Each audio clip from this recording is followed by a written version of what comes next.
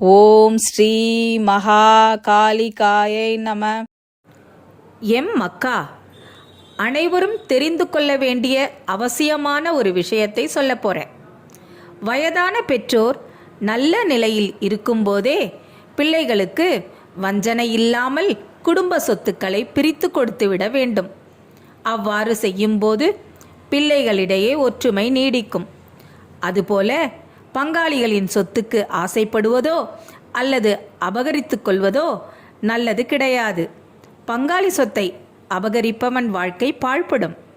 வீட்டில் பிறந்த பெண்களுக்கு சொத்தில் உரிய பாகத்தை மகிழ்ச்சியாக பிரித்து கொடுத்துவிட வேண்டும்.